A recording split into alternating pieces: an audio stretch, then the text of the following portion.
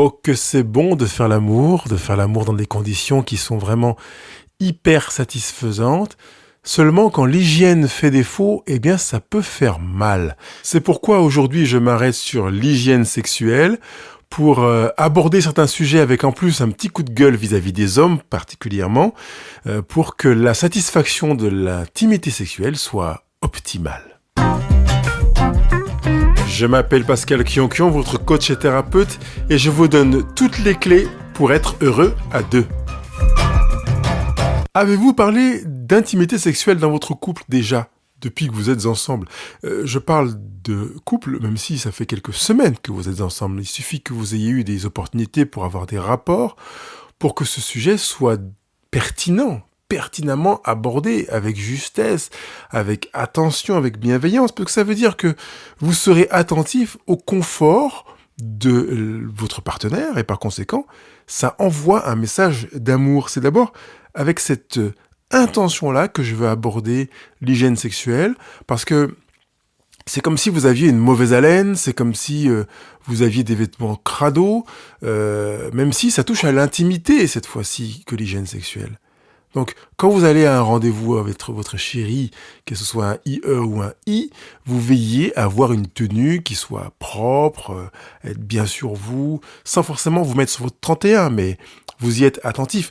Quand vous envisagez de faire l'amour, d'avoir un rapport avec votre partenaire, eh bien, j'aimerais que cette préoccupation soit la même, c'est-à-dire que vous soyez sur des vêtements propres, même s'il s'agit de votre peau, que vous soyez sensible à votre manière de vous présenter. D'ailleurs, pour ça, j'ai envie de tirer un peu à boulet rouge sur l'ensemble des films qui nous sont présentés, que ce soit dans les séries ou au cinéma, parce qu'en fait, il est très très rare, je dis très très rare, mais ça vrai dire, je suis en train de chercher à me souvenir d'un film dans lequel ça aurait pu être le cas, mais je n'en ai aucun qui me vient à l'esprit. Alors si peut-être vous en avez un qui vous vient, faites-le moi savoir, mais je crois ne pas avoir vu de film dans lesquels l'un ou l'autre des partenaires allait à la salle de bain, non pas pour gérer son stress et son angoisse, peut-être y mettre un peu de parfum sous les aisselles ou dans la bouche, mais pour faire une toilette intime. Et je trouve que peut-être nous l'ignorons, mais ça devrait être, selon moi, un naturel que de se dire, avant un rapport, je vais faire un tour à la salle de bain pour une toilette intime. Ça ne veut pas forcément dire prendre une douche complète. Ça peut être le cas, en fonction de sa perception de son propre état et en même temps de la sensibilité du partenaire, on y reviendra tout à l'heure, mais de se dire, je vais proposer à mon partenaire un corps propre, ou au moins des parties de mon corps propres, ceux qui seront les plus sollicités, etc. Parce qu'en réalité, c'est un cadeau qu'on lui fait, un cadeau de soi qui correspond à un message et même à un message non verbal. Donc ça, c'est la première chose. Et puis la deuxième motivation qui consiste à démarrer, en fait, on va dire, un rapport par une démarche d'hygiène, eh bien, c'est la santé. D'abord, je trouve intéressant de rappeler que le mot hygiène vient du grec hygiénon, qui signifie santé. Donc, c'est pas parce que c'est un rituel, c'est pas pour faire plaisir à l'autre, etc. C'est pour une question de santé qui, pour moi, vient après la démarche initiale qui consiste à vouloir transmettre un message d'amour au partenaire. D'ailleurs, j'ai vu sur le site Doctissimo un paragraphe que je voudrais vous lire. L'hygiène sexuelle n'est pas innée et s'acquiert par le biais de l'environnement culturel, religieux ou familial. Les organes génitaux, disent-ils, bien que cachés, servent à faire sortir du corps ce dont celui-ci n'a plus besoin. Ils précisent des matières fécales, de l'urine, du sang des règles, du sperme, de la transpiration, etc. S'agissant de matières produites par le corps, celles-ci possèdent une odeur et nécessitent donc une hygiène régulière. L'eau accompagnée de savon permet de supprimer souillures et peau morte. Fin de citation. Je trouve intéressant d'ouvrir cette parenthèse pour comprendre que une des fonctions des organes sexuels est d'expulser du corps ce dont il n'a plus besoin, ce qui va mourir ou ce qui est l'objet de ménage, de nettoyage ou qui est déjà mort dans le corps ou en voie de. Donc les matières fécales, l'urine, le sang des règles, les spermes, bon, même si les spermes sont encore très vivants, mais vous comprenez que tous ces éléments-là, étant donné qu'ils sont expulsés du corps, c'est important de les enlever de la surface du corps après expulsion pour qu'il y ait santé, pour qu'il y ait hygiène, en se fondant sur la signification grecque du mot hygiène. Il est indéniable qu'un manque d'hygiène participe à ce qu'on appelle un tue-l'amour. Quand l'un ou l'autre des partenaires n'a pas pris soin d'être attentif à manifester l'amour en étant sensible à la perception de l'autre, eh bien on est dans un tue-l'amour. Ça veut dire que l'autre va mal vivre la situation et avoir une sorte de frein naturel qui va se mettre en mouvement dans la relation d'intimité. La plupart du temps, quand il est question de tue-l'amour en matière d'hygiène, je l'entends formulé par des femmes qui disent « Purée, mais mon partenaire, mon homme, mon mari, il manque d'hygiène, quoi. Il pense qu'il peut venir et se lâcher comme ça. » Et c'est un peu en écho avec ce que j'ai mis en introduction de ce podcast, un coup de gueule que j'ai envie de lancer vis-à-vis des hommes. Les mecs, s'il vous plaît, faites gaffe, quoi. Soyez attentifs. Vous n'êtes peut-être pas sensible à certaines odeurs, à certaines matières qui sortent de votre corps, et vous avez besoin d'y être attentif pour l'autre, même si ça ne vous dérange pas vous, mais d'y être attentif pour l'autre, et ça va introduire la troisième partie de ce podcast dans lequel je vais parler de cette hygiène avec une autre dimension. Mais voilà, soyez attentifs, dites-vous, j'ai pas le choix. Pour offrir à l'autre un beau cadeau, bien je vais lui mettre un paquet cadeau adapté, quelque chose de propre, de sain, etc. Attention pour ne pas tomber non plus dans l'extrême de l'hygiène, qui est plutôt une tendance féminine, de se nettoyer les parties génitales beaucoup trop fréquemment, peut-être parfois même trop profondément. Ne mettez plus, comme le faisaient ou n'encourageaient à le faire nos grands-mères ou nos mères, certains produits dans le vagin de manière à assainir le vagin, parce qu'en fait on déstabilise le microbiote vaginal, donc l'équilibre des bactéries présentes dans le vagin et qui participent à sa santé d'ailleurs, puis aussi à son efficacité, notamment sécrétoire avec le lubrifiant et d'autres choses qui seront altérées parce que la muqueuse sera abîmée. Je rappelle juste que dès qu'on est en train de parler d'une muqueuse, on est dans une partie du corps qui sécrète et qui reçoit en même temps. Ça veut dire que la muqueuse a une perméabilité énorme et dans les deux sens. Donc évitez les produits agressifs et trop fréquemment présents parce que c'est un problème. Par contre, messieurs, cette remarque vaut aussi pour vous. Parce que la muqueuse la plus sensible de l'organe sexuel, c'est celle qui se trouve au niveau du gland. Donc oui, hygiène du gland après avoir décaloté le pénis, parce que c'est là que les bactéries, etc., dans les différents replis vont se mettre. Et puis, mais ne pas entrer non plus dans une démarche trop fréquente ou trop, on va dire, aseptisée, dans laquelle on va veiller à enlever toutes les bactéries. Voilà, pas d'alcool, de l'eau, du savon, ça va très bien, et même un savon doux qui va permettre de conserver la pellicule de protection de la muqueuse, qu'il s'agisse d'un homme ou d'une femme.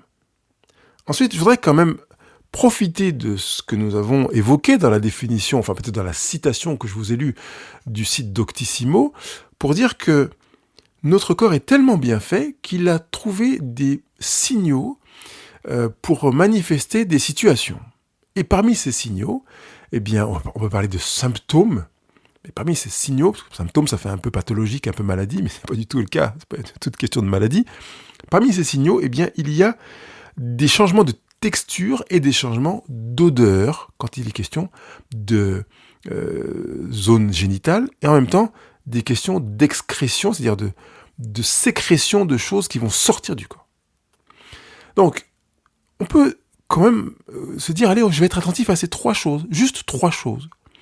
Est-ce qu'il y a, je vais prendre dans le sens inverse, est-ce qu'il y a des sécrétions, des choses qui sortent et qui sont anormalement de sortie? Ça veut dire que qu'une femme ait des pertes blanches de temps en temps, tout ça, ça arrive, ça fait partie d'un nettoyage naturel du système vaginal. Mais quand ces pertes commencent à devenir jaunâtres, qu'elles commencent ou orangées, elle peut savoir qu'il y a quelque chose qui ne va pas.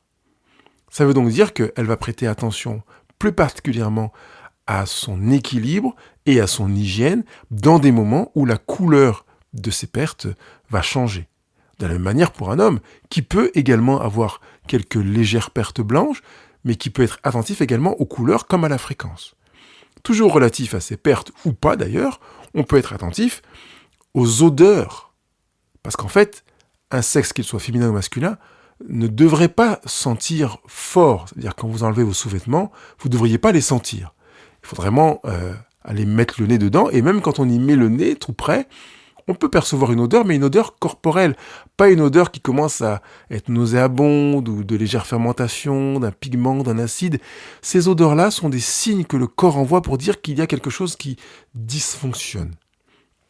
Si vous vous rendez compte qu'il y a ce genre d'odeur, eh bien vous savez que vous pourrez prêter attention davantage à votre hygiène intime, peut-être parce qu'elle est trop importante, excessive, ou parce qu'elle est lacunaire, trop faiblement travaillée, peut-être qu'elle est déséquilibrée aussi par l'usage de produits qui abîment la muqueuse, comme je l'ai évoqué tout à l'heure. Mais quoi qu'il en soit, vous pouvez aussi aller voir un sexologue ou un dermato pour essayer de comprendre, ou même un gynéco, présenter la situation de manière à avoir des conseils. Et puis, le troisième élément qui peut changer, c'est le toucher. C'est-à-dire que notre corps va nous envoyer des signaux par rapport au toucher. Quand on se touche, quand on est touché, si on a une douleur, si on a un changement de texture, ça devient granuleux, ça devient plus épais, ça devient irritant, eh bien ça veut dire qu'il y a quelque chose qui peut là être aussi relatif soit à l'hygiène, soit à une pathologie, et qui peut être sujet à prêter attention. Donc c'est une manière d'accueillir ces signaux finalement, d'accueillir ce que notre corps veut nous dire, que de se dire « Ah, il y a une odeur, il y a une texture qui est différente », ou bien il y a une sécrétion qui n'est pas habituelle, ou une sursécrétion par rapport à celle qui est habituelle. Percevez ces trois éléments-là et adaptez votre hygiène à ces phases de la vie de votre corps qui se manifeste ici sur l'organe sexuel, mais qui peut se manifester ailleurs. Parce que si vous avez des pertes blanches qui sont devenues orangées et odorantes, pour parler des femmes, ça veut dire quelque chose sur peut-être quelque chose de plus vaste que simplement l'organe sexuel. Et pareil, messieurs, si vous avez quelques pertes avec des odeurs également, si les odeurs sont fortes, ça veut aussi dire quelque chose. Ne vous dites pas, c'est parce que je suis viril et que je transpire beaucoup. Non, interrogez-vous et interrogez un spécialiste pour que votre santé soit prise en considération et que votre hygiène sexuelle soit au mieux de manière à ne pas affecter votre relation. Et puis, je voudrais avancer sur quelque chose qui me paraît fondamental, essentiel, important, qui appartient à ce qu'on appelle l'intelligence sexuelle. Si vous n'avez pas encore été sensibilisé à cette question de l'intelligence sexuelle, je vous encourage à aller chercher ce livre qui s'intitule tout simplement « L'intelligence sexuelle ». Vous aurez là des outils intéressants pour mieux apprendre, non seulement à vous connaître, mais aussi à comprendre la sexualité au sens plus large, puis aussi à mieux entendre votre partenaire, à mieux arriver à mettre des mots MOTS sur votre sexualité, et donc du coup à vivre une sexualité plus épanouie. Et ça veut dire que dans cette intelligence sexuelle, vous pouvez comprendre qu'il est tout à fait naturel dans le cadre d'un couple de parler de l'hygiène sexuelle, plutôt que de taire cette hygiène sexuelle. Vous avez des pertes, vous avez des odeurs, vous avez des changements de texture, vous avez des douleurs. Ne vous taisez pas sur votre propre situation. Partagez-le avec votre partenaire. Dites-lui, écoute, là j'ai mal, là je suis gêné, je sens que j'ai des odeurs, des pertes aussi, ça me met mal à l'aise d'avoir un rapport avec toi compte tenu de ces odeurs. C'est important de pouvoir le faire. Et c'est valable également dans l'autre sens. Écoute, je sens qu'il y a des odeurs qui émanent de ton sexe, je ne sais pas ce qui se passe, qu'est-ce que tu les perçois, voilà, qu'on soit vraiment tout simplement à l'aise pour échanger là-dessus. Il est même possible parfois qu'il n'y ait aucun problème de pathologie, de sécrétion, etc., mais que ayant pris le temps de passer à la salle de bain avant un rapport, on ait quelques odeurs fécales parce que on a mal essuyé ou mal douché, etc. Dites-le.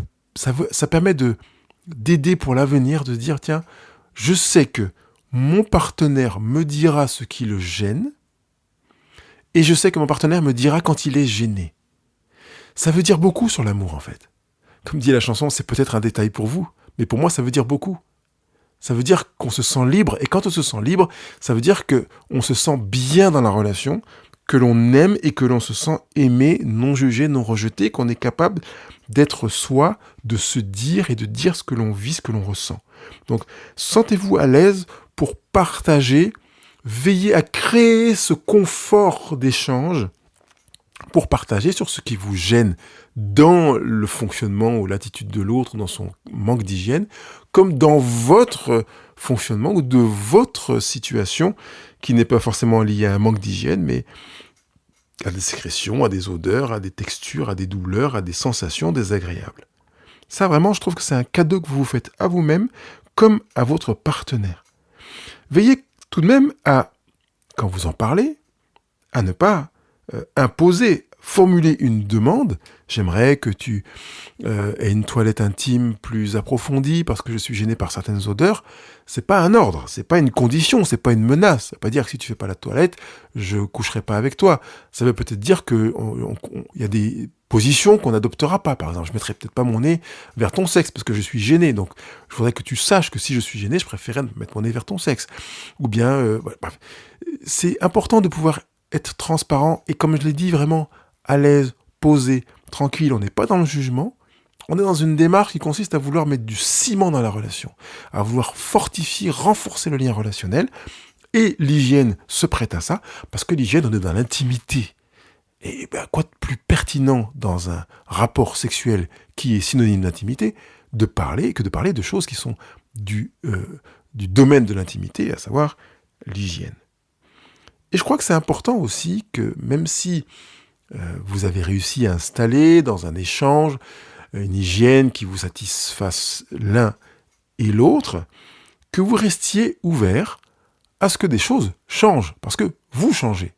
Vous pouvez avoir, je sais pas moi, 30, 40 ans, 50 ans, et que votre organe génital fonctionnait d'une certaine manière, et puis tac, du jour au lendemain, il y a quelque chose qui va changer.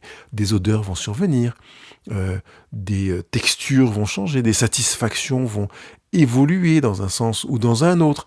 Et par conséquent, c'est important de rester ouvert pour savoir que même si tout va très bien pour l'instant, je me prépare à ce qu'un jour, si je suis confronté à une situation difficile, parce qu'une odeur ou quelque chose m'a dérangé, je puisse en faire part à mon partenaire. Ça ne veut pas dire que mon partenaire s'est dégradé, ça ne veut pas dire que mon partenaire n'est plus sérieux, n'est plus propre ou tout ce que l'on veut, ça veut dire qu'il y a quelque chose qui a changé et il est possible que vous le perceviez avant votre partenaire. Donc c'est pas forcément une lacune d'hygiène, c'est peut-être que vous êtes... Parce que si vous mettez le nez sur votre sexe, dans le cadre du sexe oral, que j'encourage, d'ailleurs je vous encourage à aller écouter les raisons pour lesquelles j'encourage à pratiquer le sexe oral, je vous mets le lien dans la retranscription de ce podcast, eh bien ça peut faire que vous soyez, vous, aux premières loges pour vous dire il y a quelque chose qui a changé, une odeur, une texture, une matière, bref, un confort qui diminue et qui fait que vous vous dites je vais le partager parce que ce sera bon pour nous deux. Continuez à partir du principe que ce sera bon pour vous deux. Vous allez changer, vous. Votre partenaire va changer.